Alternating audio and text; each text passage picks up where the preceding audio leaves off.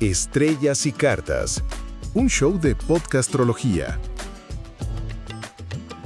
Hoy presentamos Amy Winehouse, una voz inmortal. Bienvenidas y bienvenidos a este nuevo episodio de Estrellas y Cartas, un show de podcastrología. Hoy es viernes 19 de septiembre de 2025 y seguimos explorando las energías de Virgo porque sí, estamos en plena temporada virginiana. Y hoy, nos vamos a meter de lleno en la carta de una figura icónica, una voz realmente inolvidable que nos dejó demasiado pronto. Amy Winehouse, cantante, compositora británica, un talento, la verdad, inmenso, y una vida, marcada por una intensidad tremenda. Exacto.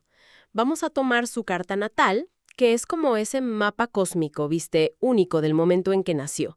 Y la idea es buscar ahí, en esas posiciones planetarias, las correspondencias, ¿no? Con los eventos, la personalidad, el destino también de esta artista que realmente marcó una época. Claro, la propuesta es ver cómo la astrología puede darnos quizás una lente distinta, una perspectiva fascinante para tratar de entender un poco mejor su compleja trayectoria. Vamos a meternos en eso. Empecemos por lo básico, ¿te parece?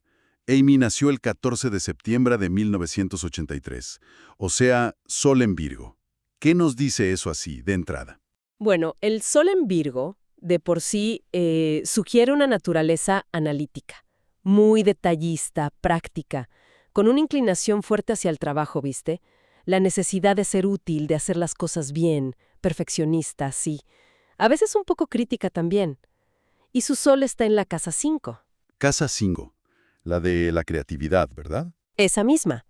Creatividad, autoexpresión, los romances, el escenario, todo eso. Entonces, tener el Sol ahí ya nos habla de una necesidad, pero vital, de expresar su yo a través del arte, de brillar, de ser reconocida por su talento, que era único. Totalmente. Se conecta al toque con su dedicación a la música, esa mezcla increíble de géneros que hacía, la potencia de su voz. Pero también está esa imagen pública tan particular que tenía. Su ascendente está en Géminis. ¿Cómo juega eso en la ecuación? Ajá, el ascendente Géminis. Es como la máscara, digamos, la forma en que se presentaba al mundo. Sugiere una personalidad versátil, muy comunicativa, curiosa, ágil de mente, quizás un poco inquieta también. Una habilidad tremenda con la palabra y eso se refleja clarísimo en sus letras, ¿no?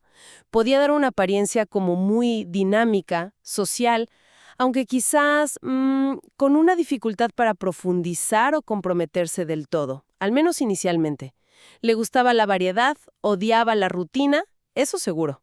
Qué interesante esa dualidad, ¿no? Entre el Virgo más reservado, trabajador, y el Géminis más para afuera, más cambiante. ¿Y el mundo emocional? Sus emociones. Su luna está en Capricornio. Eso suena diferente. Sí, muy diferente. La luna en Capricornio indica una naturaleza emocional más bien reservada, seria, quizás con un fondo melancólico o tímida por dentro, ¿viste? Una necesidad muy profunda de seguridad, de control, de estructura en lo emocional. Puede haber una dificultad para expresar la vulnerabilidad, como que mostrar una fachada más fuerte, más autosuficiente. Y esta luna está en la casa 7. La casa de las relaciones, las asociaciones. Exacto.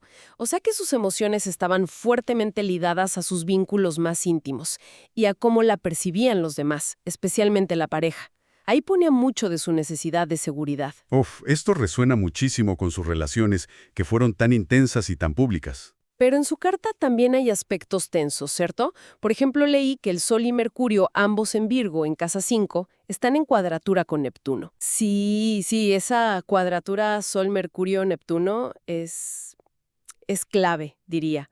A ver, por un lado, Sol y Mercurio juntos en Virgo, en la quinta, potencian esa inteligencia analítica, aplicada a full a la creatividad y la comunicación, las letras de Amy. Pero la cuadratura, esa tensión con Neptuno, que está en Sagitario, en la casa 7, eso introduce confusión, idealización, mucha vulnerabilidad. También una tendencia al escapismo, ¿no? Y posibles desilusiones, sobre todo en el área de las relaciones, porque Neptuno está justo ahí, en la sietema. Es como una lucha, ¿viste? Entre la necesidad de claridad de Virgo y esa niebla de Neptuno.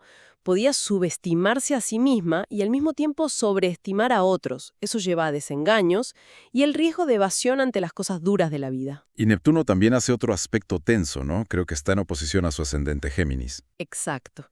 Eso refuerza todo el tema.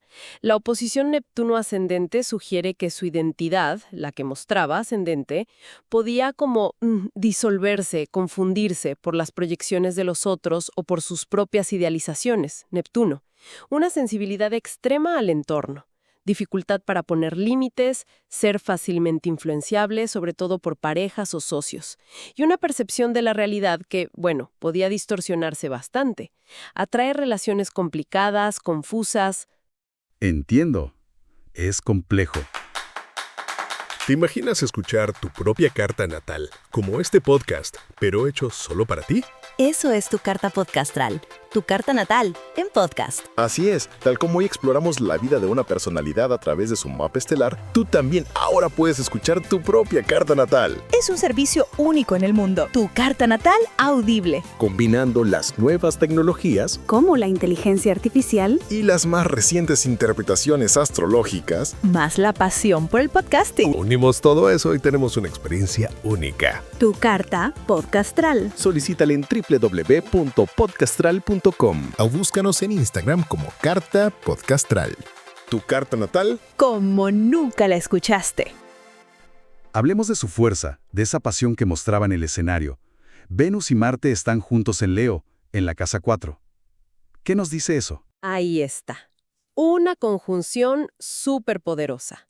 Venus, que es el amor, el arte, y Marte, la acción, la pasión, juntos en el expresivo y dramático Leo. Esto da una fuerza creativa enorme, una necesidad de expresarse con pasión, con dramatismo, de ser el centro de atención. Leo puro. Su arte era su pasión. Y al estar en la casa 4, que es la del hogar, las raíces, el pasado, sugiere que esas pasiones tan intensas estaban muy, muy arraigadas en su mundo interior, en su historia familiar, en su base emocional. Podía ser muy leal, muy protectora con los suyos, pero también, ojo, dominante o demandante en sus afectos. Y la conjunción Venus-Marte en sí puede indicar una vida amorosa y sexual muy intensa, muy central en su vida, buscando relaciones apasionadas, sí, pero potencialmente conflictivas o un poco egocéntricas también. Y esa conjunción tan potente tiene aspectos interesantes, como por ejemplo el trígono a Neptuno que mencionaste antes. Sí, Venus y Marte en trígono a Neptuno. Eso potencia enormemente el talento artístico, especialmente el musical. Añade magnetismo, inspiración, una sensibilidad súper refinada. Un toque de magia, de idealismo a esa expresión apasionada de Leo. Pero claro, también puede inclinar a idealizar el amor o las pasiones, ¿no? A buscar fantasías que quizás son, bueno, irrealizables. Mencionaste la lucha, la intensidad. Hay otra configuración fuerte. Saturno en Escorpio en conjunción con Plutón en Libra, ambos en la casa 6. Eso suena denso. Muy denso, sí. La casa 6 rige el trabajo diario, la rutina, la salud, el servicio.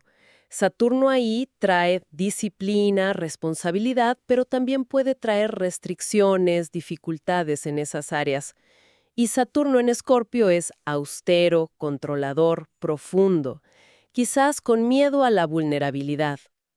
Plutón, que está al final de Libra, pero muy pegadito, en la misma casa 6, habla de transformaciones profundas, radicales en lo laboral o en la salud, y una necesidad de poder o control en esas áreas, quizás a través de relaciones por Libra. La conjunción Saturno-Plutón es generacional, sí, pero tenerla en la casa 6 personal sugiere una capacidad de trabajo y concentración enorme, pero también un potencial para crisis profundas, obsesiones. ¿Obsesiones con qué? Con el trabajo, la perfección, la salud. Exacto. Con todo eso, luchas de poder internas o externas relacionadas con su rutina, su bienestar. Una tendencia fuerte a somatizar problemas. Una conexión cuerpo-mente muy, muy profunda y potencialmente conflictiva. Entonces, si juntamos todas las piezas, vemos un cuadro súper complejo. Está la artesana meticulosa de Virgo, Ajá, la estrella apasionada de Leo, la comunicadora inquieta de Géminis, sí. con una necesidad profunda de seguridad emocional, de Capricornio, que a menudo se proyectaba en relaciones idealizadas o confusas por Neptuno. Exacto. Y todo eso sumado a una intensidad transformadora enorme, pero ligada a su trabajo y su salud, con Saturno y Plutón en la 6. Exactamente. Es un resumen perfecto. Una carta llena de talento, de potencial creativo a raudales, Sol y Mercurio en 5, Venus y Marte en Leo, ese trígono a Neptuno, pero al mismo tiempo con puntos de una vulnerabilidad y una tensión muy grandes. Esas cuadraturas a Neptuno, la oposición Neptuno-ascendente, la luna en Capricornio tan necesitada de control y esa dupla Saturno-Plutón en la 6. Es como si las mismas energías que alimentaban su genio artístico estuvieran, entrelazadas de forma inseparable con sus luchas personales más profundas. Una vida y una carta que sin duda invitan a reflexionar sobre ese equilibrio tan delicado, ¿no?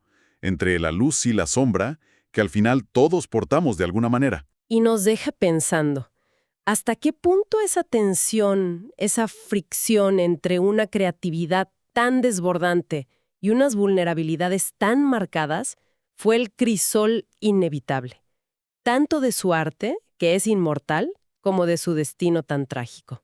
Es una pregunta que queda ahí, para seguir explorando. Esto fue Estrellas y Cartas. Gracias por acompañarnos en este viaje astral. Nos escuchamos en el próximo episodio.